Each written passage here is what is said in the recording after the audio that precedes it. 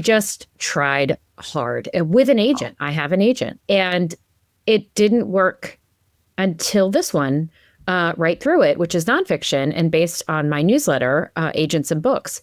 And part of me was like, oh, well, maybe I just actually can't write fiction. Like maybe I'm not good at it, but I don't know. We'll find out. But I had built a platform with this book. And I think that really, really helped. And I also think my previous novels were not that good.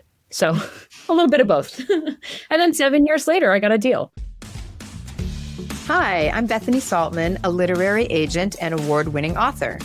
And I'm Fran Hauser, a best-selling author and independent bookstore owner. And this is the Bookbound podcast. On this podcast, we talk to women writers about their nonfiction books. But instead of talking about what their book is about, we focus on the process of getting their book into the world. These How I Did It conversations will help you pitch your big idea, write killer proposals, find the right agent and publisher, and live an amazing bookbound life.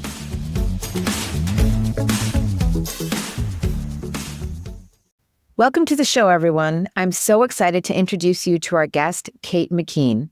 Kate is a literary agent in Brooklyn, New York. Her first book, Right Through It, An Insider's Guide to Publishing and the Creative Life, was published by Simon Element, and she writes the very popular Agents and Books newsletter on Substack. This conversation was meta, to say the least. We got to talk to Kate not only about her personal journey of becoming an author, but also about what it's like to move through the publishing process as someone who knows it inside and out, both the challenges and the joys. She also shared what she looks for in a query letter, and her advice on the editing process is pure gold. We can't wait for you to listen. You're really in for a treat. Hey, Kate. Welcome to Bookbound. We are so excited to have this conversation with you. I'm so excited to be here too. Yay. So, wow, this is going to be a very meta conversation. We have 2 agents, 3 authors, a book about writing books. So we're so excited to hear your story. You tell it a little bit at the beginning of your book. Well, you tell it completely at the beginning of your book. But can you tell our listeners about how you finally got to this book and your backstory as a writer and an agent? Yeah, it was a long road. And I love to tell this story to show writers that it's okay if it's a long road, because if someone on the inside that takes 7 years to get a book deal, then it's okay if you do too. I knew I wanted to be an agent really young when I was in my 20s, when I was working at a university press. And I also knew I wanted to be a writer. I mean, that was first and foremost before I even learned about being a literary agent. I also knew I would never be a starving artist because I just like shopping and food. So I was going to be like, how can I have this career at the same time? And I just knew I was not going to like write one novel and strike it rich. Like I knew that was never going to be my path because it's almost nobody's paths. I built my career as a literary agent and didn't have any time to write. And when I finally had some time to write, I wrote like 4 or 5 books that never sold.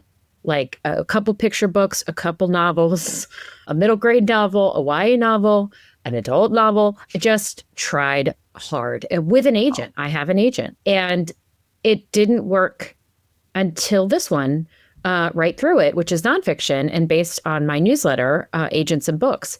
And part of me was like, oh, well, maybe I just actually can't write fiction. Like maybe I'm not good at it, but I don't know. We'll find out. But I had built a platform with this book. And I think that really, really helped. And I also think my previous novels were not that good. So a little bit of both. And then 7 years later, I got a deal. Oh my gosh. I love that. We really don't hear much about fiction because we really focus this podcast is about nonfiction writers and their book journeys. I'd love to hear a little bit more about, the differences between writing fiction and writing nonfiction. And then maybe you can tell us how you got your agent in the first place. Oh, sure. I guess I actually approach writing fiction and nonfiction pretty similarly. I am a huge advocate of outlines. I love an outline. I write many outlines. I write reverse outlines to see what I actually wrote, which was very helpful in editing Right Through It. And I got to know where I'm going. Like if I sit down at my desk, the small amount of time I get to do it, and I have to like come up with the whole thing, I won't write anything. So I spend a lot of time, both in fiction and nonfiction, plotting, outlining. And then, of course, in fiction, it's fun Because if you kind of paint yourself in a corner, you could just make it up and to get yourself out of it.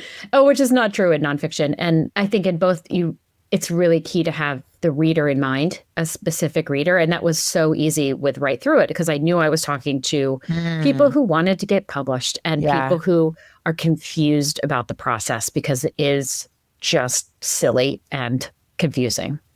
Michael Barrett at Distel Goderich and Barrett is my agent. And I worked very briefly at Distel and Goderich before it was and Barrett a bajillion and a half years ago. So I had met Michael there and I wrote query letters just like everybody else. And I first queried a picture book that didn't sell until 7 years later. That's actually part of the 7-year story is we sent out this picture book. It didn't sell. And then about 6 months after my nonfiction book deal, I talked to an editor and she's like, oh, you should send me that. And then she bought it and it comes out in May 26th.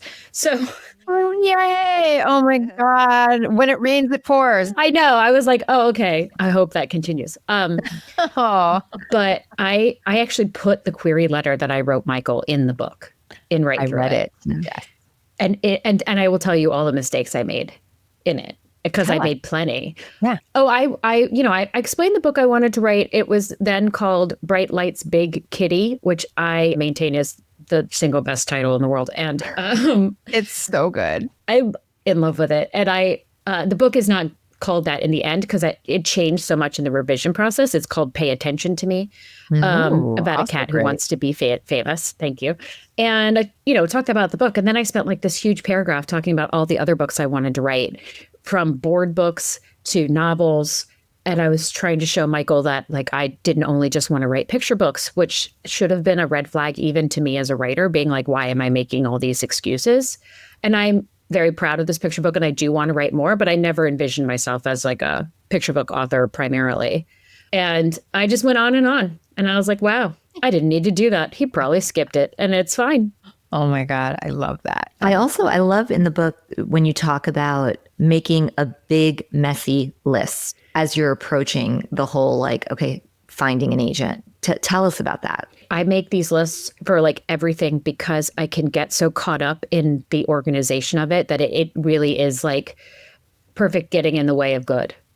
And when you're researching an agent, there's so many different little threads of information that you're following. You're not just like literally looking at one database and having it spit out answers for you.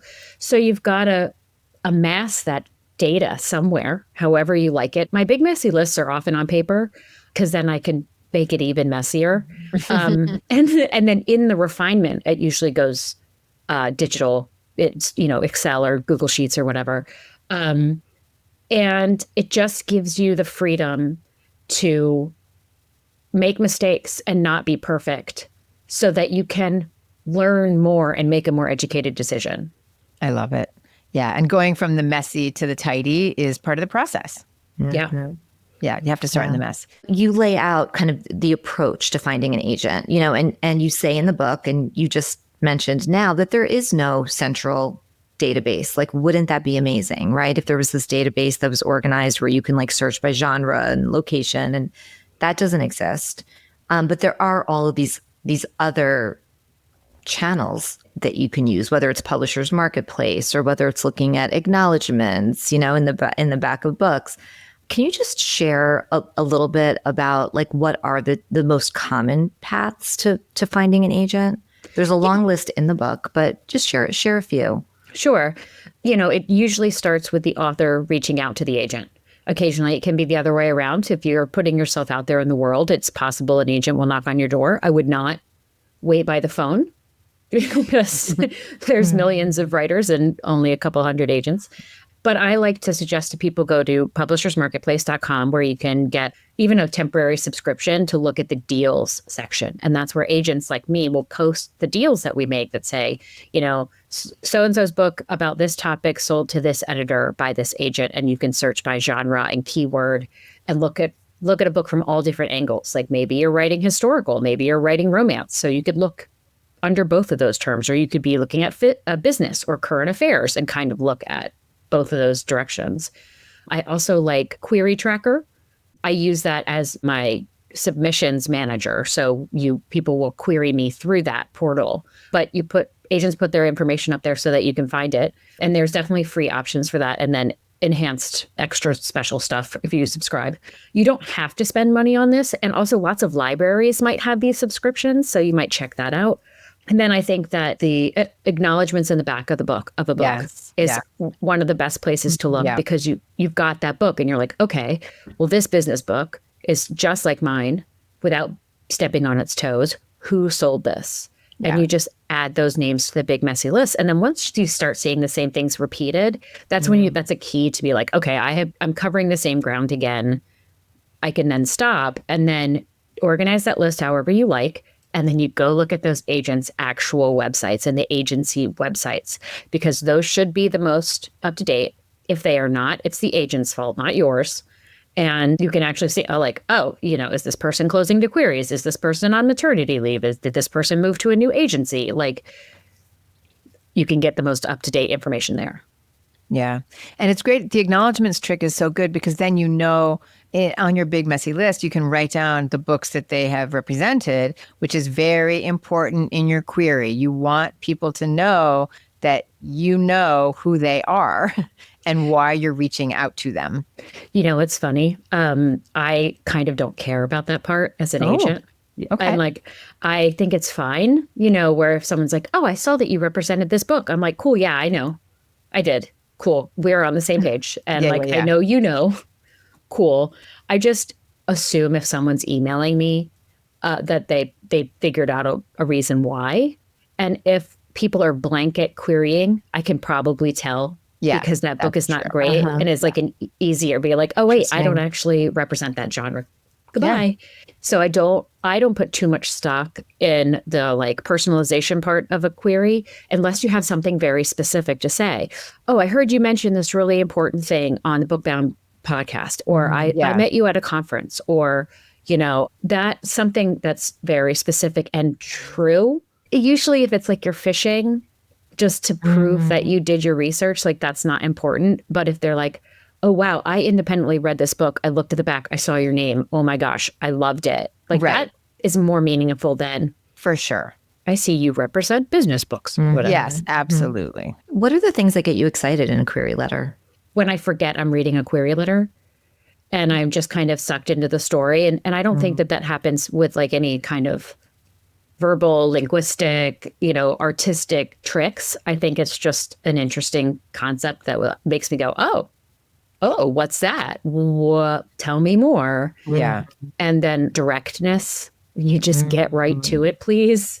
Tell me what the book is about. Tell me the crux. Tell me the thesis. Tell me the plot. Tell me the heart. And the rest of it I can fill in. Yeah, I love it. One of the things that I was thinking about when you were talking about fiction and then this book happening, you had all those tries with the fiction, and then it's almost like you found your audience. Yes. And we talk a lot about your muse, like and we talk about it as like one person that you're writing for, just to really get you specific and thinking about that person and writing to that person, and that will help you use more concrete language, etc. But even setting the muse exercise aside, you discovered through your Substack that you had an audience of people who was really ready for you. And then you wrote a book for them. Absolutely. Absolutely. And it kind of came out in some of the teaching that I've done over the years. Like I've taught at NYU and I have done a bajillion webinars and I've done workshops at conferences and I've taught writing workshops and I have an MFA. I mean, so I was thinking about a person who would be sitting in my class, a person who wants to be there, who has a goal because they want something. They have a goal that they want to learn. They're like, I need to learn about agents. I need to learn about queries. I need to learn about publishing. And they are hungry for that information. And that's the kind of person I think about. I don't need to recruit anybody. I'm not going to convince anybody to write a book, because if you do not want to write a book, you should not write a book. It is not required. It's just homework. If you want to have more homework, go right ahead. But I really want to think about that person who wants to be there and who wants the information. And I want to give it to them too, because I know it and I think everybody should know it. And I'm a nerd about publishing and I think it's fun. Yeah. And that comes across. Yeah. And it comes across. I love the title, Right Through It. Was that always the title? No, it was not. So in the back of Right Through It is the book proposal that I sent out for the book.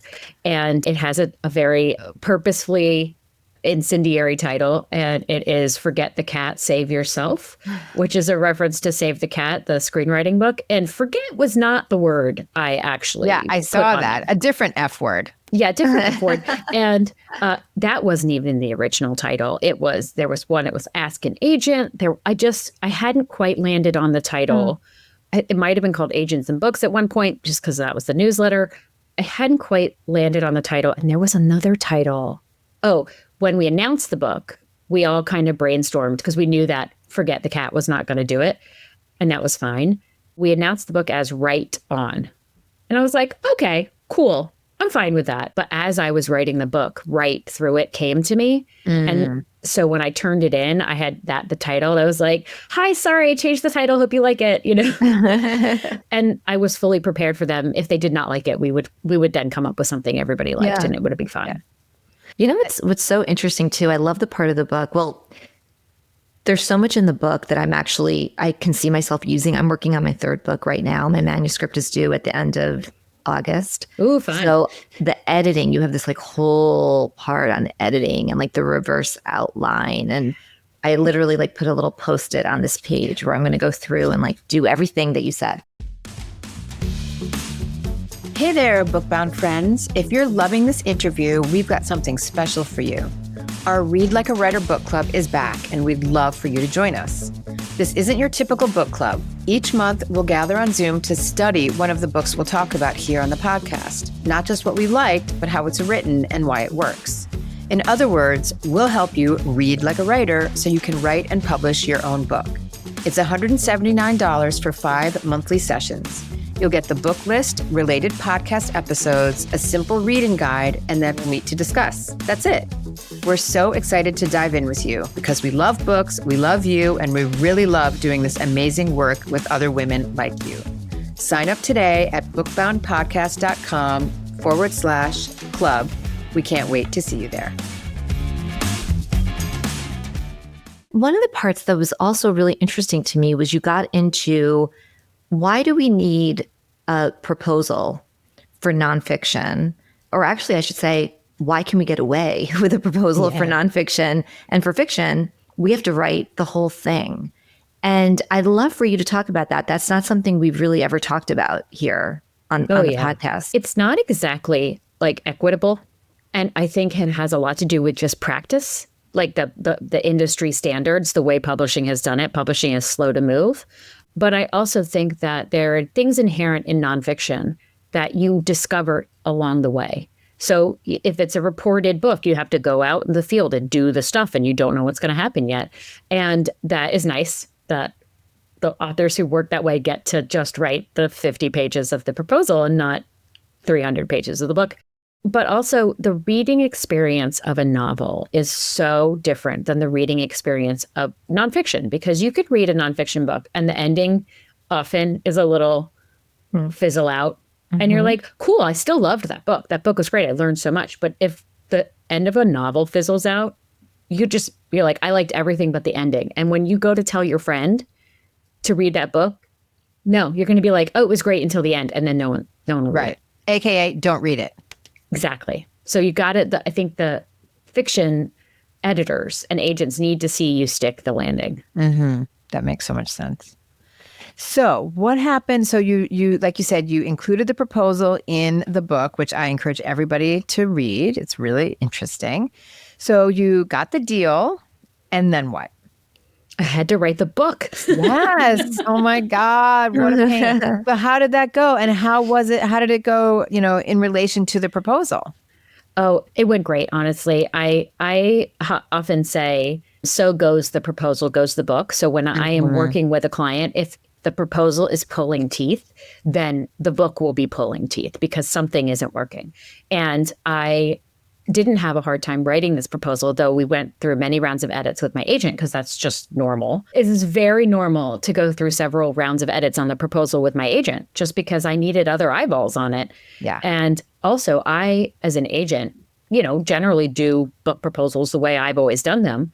And I benefited from Michael's point of view on the way that he does them. And both of our ways are correct, but they are only additive to each other. I had written 2 sample chapters for the proposal, and then my editor, Stephanie Hitchcock, edited them and said, okay, here's the stuff to think about as you're going forward. And they were so good. And her notes on that, like that and her final edit letter of the whole manuscript made me like really sit up and pay attention to the editorial letters I send my own clients. I was like, oh, wow, she's so nice. I think I need to be nicer. Like, interesting. So I went off the outline, and I'm a decently fast drafter. And so I had the full manuscript around Thanksgiving, and I guess we sold it in like May, June of that year. I can't remember. That's pretty fast. And then I had gone to a residency at the Spruceton Inn in Catskills, New York. Oh my gosh. I live in the Catskills. I'm there right now. Oh, fantastic. It is the best place. I love the Spruceton Inn. And I had gotten a residency there to finish the book there. And so I finished it and then started editing it. And the book wasn't due until the end of January. And I had planned it out to finish a couple months ahead so that I could then edit it myself. And so that's what I did over the next couple months and turned it in at the end of January. Okay, can I just say, though, that is so smart. Building in the time to edit it yourself. I did not do that. I don't think most people do. I'm literally like, I still have 2 chapters to write, and I have to get this done by the end of August, and it will happen. But literally, like, I want to be able to have that time to go back. Yeah. And this is the first draft, and it will go through editing. But that is so smart. I just want to make sure that everybody really heard that, the building in the time to edit it yourself before you turn it in. And I don't think it's necessarily required. And I don't think that like my editor would have been mad at me if I had not done it. But I knew that the way that I draft is there's just lots of TK, like, which means to come, like fill it in later stuff that I didn't want to turn in that way. There was a couple things that I was like, oh, wait, I'm still waiting to interview this person or blah, blah, blah. And that was fine because I knew it was going to go through another at least 2 rounds of edits.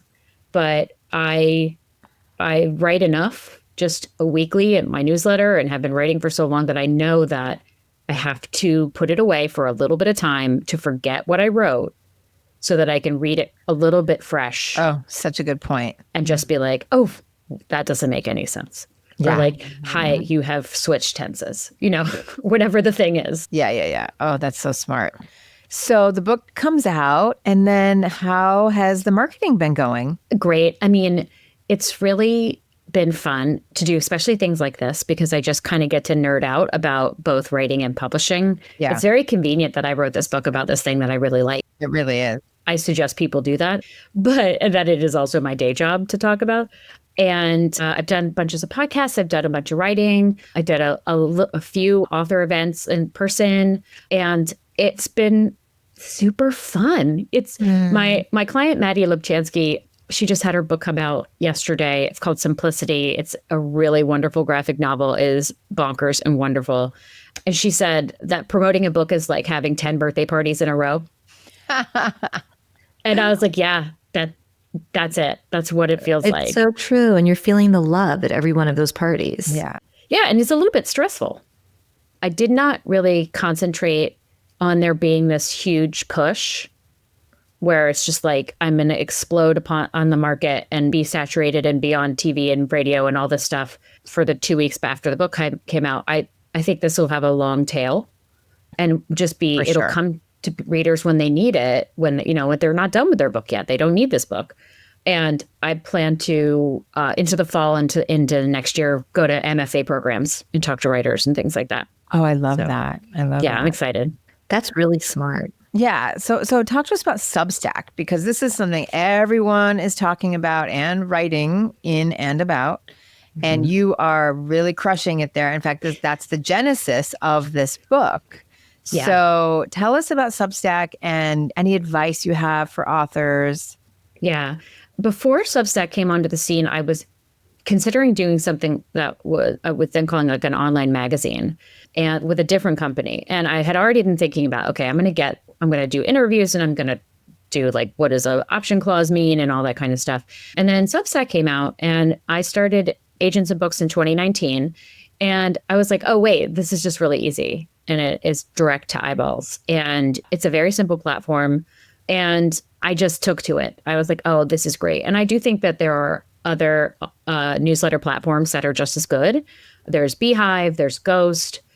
And I think and Button Down, there's a lot of ways you can tailor the experience to what you want and need. And I just liked writing twice a week about publishing. And I felt very free doing it because it felt impermanent, even though you can go read them all.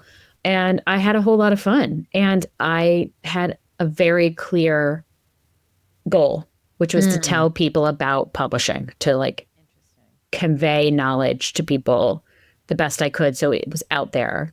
And I think that has been key to my success, is that I have a lane and I'm in it and I can do whatever I want. So I don't feel hemmed in. Yeah. But readers know what they're going to get from me. And I think that's the biggest stumbling block to people who are like, well, I have to start a newsletter. That's what everybody's doing these days. And then they're like, here's random thoughts from my brain. And like, nobody cares. And that's okay. Like, why would anybody care about your random thoughts? Do you care about your random thoughts? Kate, I'm curious, so on Substack, there's the newsletter posts that you're doing every other week, but then there's like the social part. Are you active on the social, like the notes? The notes and all that jazz. Yeah. I only recently became a little active on notes, mainly because other algorithmic news feeds like Blue Sky, and I mean, I'm not off Twitter completely, that are kind of depressing. Or not kind of, are incredibly depressing because they're about what's going on and the horrors of the world outside. So I found that the notes feed was just really kind of, it's mostly talking about Substack, which is also kind of annoying in a different way. I know, that's what I'm trying to include. Talk about meta. Yeah. It's like, wow. Yeah. So I do dip in there more than I have in the last 5 years, but it's fine. It's just another feed, and we don't need another feed. Yeah. But it's fine. Yeah. But it's nice to know that you don't have to. Like your posts are doing fine, like from an engagement perspective, even without the posting on the notes. Yeah. And there's plenty of discussion about Substack and their politics. There hasn't been great news about them this week. They apparently sent a push notification that platformed a Nazi Substack that are on there. It's not great. And I think a lot of people want to put their money where their ethics are. And I think about this every single day about whether I'm going to stay on the platform, but I don't think that the notes part is integral to my success. And I'm not sure that's true for everybody. And how has Substack changed since the book came out?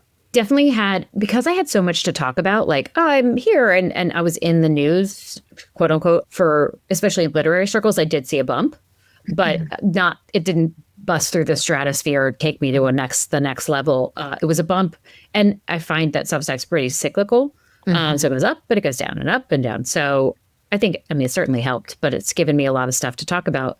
I bet there's a decent percentage of my readership that's like, okay, can you go back to talking about the stuff that we can use and not just your book? Thanks. But no one's emailed me that yet. Do you have a sense of what's moved the needle in book sales? Like when you look at all the different marketing, it's so hard to know, right? No, absolutely not. Nothing. Yeah. I can't Nothing. tell. I have no idea. And I don't think it's the things that people think it is. I don't think the only thing that does it is word of mouth, and you can't tell when that's going to happen. Yeah, it's so true. It's so true. Oh my gosh. So for our listeners who are working on their books, what advice do you have? Keep going. If you are discouraged because it's hard or scary, then that's fine. You can listen to those feelings. It's normal. Everybody feels that way. And you do not have to write a book. You don't. No one's waiting for it, which is sometimes depressing for people to hear, especially if it's something very personal, like a memoir or something like that. But nobody is waiting for your book. And that's normal too. And if that makes you mad that something is standing in your way, then that's a really good sign you should keep working. But if it makes you want to give up, you can just give up. Like, you can. Like, that's an option. And if the giving up doesn't make you mad, or energized, then that's the sign. And that's kind of what I felt when I wrote an adult novel in 2020 and it didn't sell. And I really had a dark night of the soul, just saying like, I might never achieve this goal for myself that I want and that I know so much about. And that it just might not happen because I am not promised anything and nobody is. And I don't have magic publishing beans to grow myself a book deal. And that made me mad. I was like, no, I'm going to do this. And then threw myself into other projects and this project. And that is the energy I took from that. I could have given up and, okay, great, I'll move on to something else. Yeah, I love that. I always ask people, is giving up an option? Because if it is, you should take it. And if it's not, then you have no choice. Yeah, then you have to write through it. Right through it. And it's also okay if it's not this book. Yeah, that's so important. I love that. There could be another book. And that's hard, I think, especially in memoir, when you're like, but I only had the one thing happen to me, or whatever. But like, you just don't know it yet. Maybe, I'm not saying hopefully something else bad happens to you, but like, you may have other ideas, other ways to approach this. I wrote 3 proposals before my 4th one sold. It's a lot of work, but I had no choice. There was no way I was going to give up. I was like incapable. Yep. So that's just the way it is sometimes. Oh my gosh, I love it. Well, this book is amazing, and we'll include the link to buy it in the show notes. And really, for our listeners, this is the perfect book. It is so good. I mean, I'm learning so much going through it. I'm already starting to use some stuff in here, which is so amazing. But we can't recommend it enough. Buy the book. Follow Kate on Substack. Yeah. Any other way to stay connected with you? Instagram? Yeah. I'm on Instagram at Kate_McKean, and I'm on Blue Sky at Kate McKean. It's pretty easy to find me. There's only one Kate McKean, except for like this doctor in Scotland or something. Hi, other Kate McKean. I hope you're well. Oh my gosh, this was amazing. Thank you so much. Thanks so much. Inspiring. Okay. Thank you. Thanks, Kate. Bye. Bye. We hope you enjoyed this episode. Please subscribe wherever you get your podcasts and consider leaving a rating or review to help other writers find us. And don't forget to check out our Read Like a Writer book club and our downloadable Bookbound proposal guide, both designed to support you as you bring your book idea to life. You can also find us on Instagram at bookbound_podcast. Happy writing.